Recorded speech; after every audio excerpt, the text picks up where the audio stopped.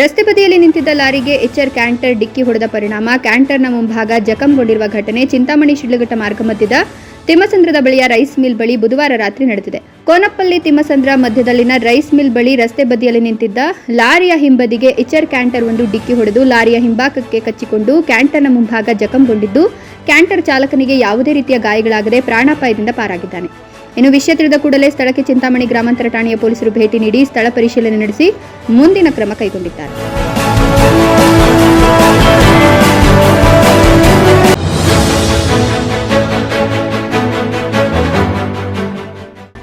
ನ್ಯಾಯ ಸಿಗಲಿಲ್ಲ ಅಂತ ವಿಷ ಕುಡಿದು ವ್ಯಕ್ತಿಯೊಬ್ಬ ಆತ್ಮಹತ್ಯೆಗೆ ಯತ್ನಿಸಿರ್ತಕ್ಕಂಥ ಘಟನೆ ತುಮಕೂರು ಎಸ್ಪಿ ಕಚೇರಿ ಮುಂದೆ ನಡೆದಿದೆ.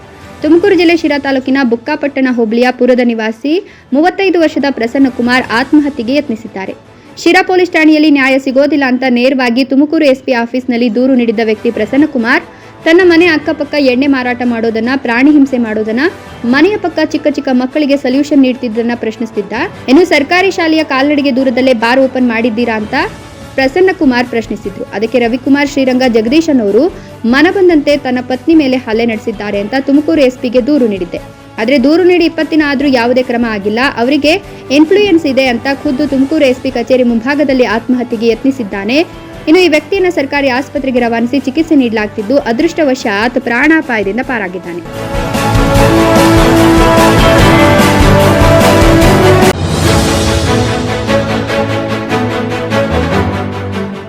ಉತ್ತರ ಪ್ರದೇಶದ ಶಹಜಾನ್ಪುರ ಜಿಲ್ಲೆಯಲ್ಲಿ ಸಂಭವಿಸಿದ ಭೀಕರ ರಸ್ತೆ ಅಪಘಾತದಲ್ಲಿ 6 ಜನರು ಸಾವನ್ನಪ್ಪಿದ್ದಾರೆ.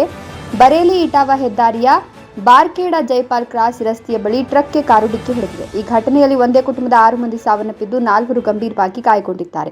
45 ವರ್ಷದ ರಿಯಾಜುಲ್ ಅಲಿ, 42 ವರ್ಷದ ಅಮ್ಮ, 9 ವರ್ಷದ ಗುಡಿಯಾ, 32 ವರ್ಷದ ತಮ್ಮನ್ನ ಅನು ಮತ್ತು 6 ವರ್ಷದ ನೂರ್ ಸ್ಥಳದಲ್ಲೇ ಸಾವನ್ನಪ್ಪಿದರೆ 25 ವರ್ಷದ ಗುಲ್ಪಿಶಾ ಆಸ್ಪತ್ರೆಯಲ್ಲಿ ಚಿಕಿತ್ಸೆ ಪಡೆದಿದ್ದಾಗ ಮೃತಪಟ್ಟಿದ್ದಾರೆ ಅಂತ ಪೊಲೀಸ್ ಮಾಹಿತಿ ನೀಡಿದ್ದಾರೆ.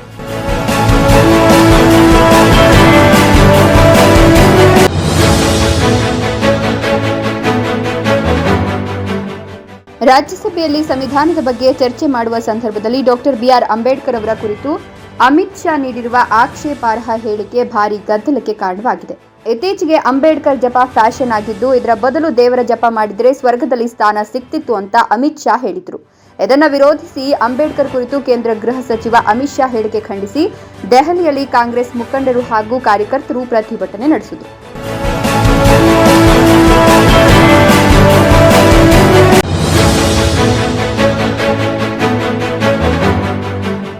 ಕೇಂದ್ರ ಗೃಹ ಸಚಿವ ಅಮಿತ್ ಶಾ ರಾಜೀನಾಮೆ ನೀಡಬೇಕು ಅಂತ ಒತ್ತಾಯಿಸಿ ಪ್ರತಿಪಕ್ಷಗಳ ಮೈತ್ರಿಕೂಟ ಇಂಡಿಯಾ ಬ್ಲಾಕ್ನ ಸದಸ್ಯರು ಇಂದು ನೀಲಿ ಬಣ್ಣದ ಬಟ್ಟೆಯನ್ನು ಧರಿಸಿ ಸಂಸತ್ ಆವರಣದಲ್ಲಿ ಪ್ರತಿಭಟನಾ ಮೆರವಣಿಗೆ ನಡೆಸಿದರು.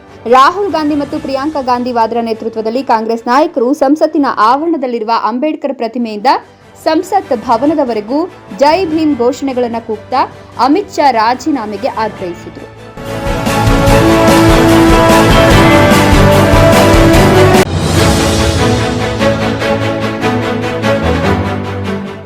ಮಹಾರಾಷ್ಟ್ರದ ಮುಂಬೈನ ಗೇಟ್ ಆಫ್ ಇಂಡಿಯಾ ಬಳಿ ಪ್ರಯಾಣಿಕರನ್ನ ಹೊತ್ತೊಯ್ಯುತ್ತಿದ್ದ ದೋಣಿಗೆ ನೌಕಾ ಸ್ಪೀಡ್ ಬೋಟ್ ಡಿಕ್ಕಿಯಾಗಿ ಮಗುಚಿ ಬಿದ್ದ ಪರಿಣಾಮ 13 ಮಂದಿ ಸಾವನ್ನಪ್ಪಿದ ಘಟನೆ ಬುಧವಾರ ನಡೆದಿದೆ.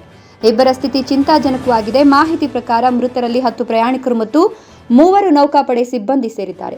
ಗೇಟ್ ವೇ ಆಫ್ ಇಂಡಿಯಾದಿಂದ 8.25 ಕಿಲೋಮೀಟರ್ ದೂರದಲ್ಲಿರುವ ಜವಾಹರ್ ದ್ವೀಪ ಎಂದು ಕರೆಯಲ್ಪಡುವ ಬುಚೂರ್ ದ್ವೀಪದಲ್ಲಿ ದೋಣಿ ಮುಗಿಸಿ ಬಿದ್ದಿದೆ.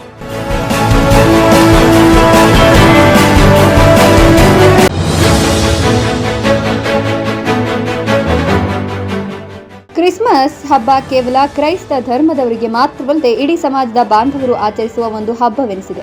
ದೇಶದ ಹಲವು ಕಡೆಗಳಲ್ಲಿ ಮಾರುಕಟ್ಟೆಗಳಲ್ಲಿ ಕ್ರಿಸ್ಮಸ್ ಹಬ್ಬಕ್ಕೆ ಸಂಬಂಧಿಸಿದ ಅಲಂಕಾರಿಕ ವಸ್ತುಗಳ ಮಾರಾಟ ಭರದಿಂದ ನಡೀತಾ ಇದೆ. ಕೇರಳದ ಕೊಟ್ಟಾಯಂ ಮಾರುಕಟ್ಟೆಗಳಲ್ಲಿ ಸಾಂತಾ ಕ್ಲಾಸ್ನ ಕಟೌಟ್ಗಳು, ಕ್ರಿಸ್ಮಸ್ನ ಸ್ಟಾರ್, ವಿವಿಧ ಬಣ್ಣ ಮತ್ತು ಆಕಾರಗಳಲ್ಲಿ ದೀಪಗಳ ವ್ಯಾಪಾರಗಳು ಮಾರುಕಟ್ಟೆಗಳಲ್ಲಿ ಭರ್ಜರಿಯಾಗಿ ನಡೆದಿವೆ. ನಗರ ಪ್ರದೇಶಗಳಲ್ಲಿ ಎಂದಿನಂತೆ ವಹಿವಾಟು ನಡೀತಾ ಇರುವುದು ಕಂಡುಬಂತು.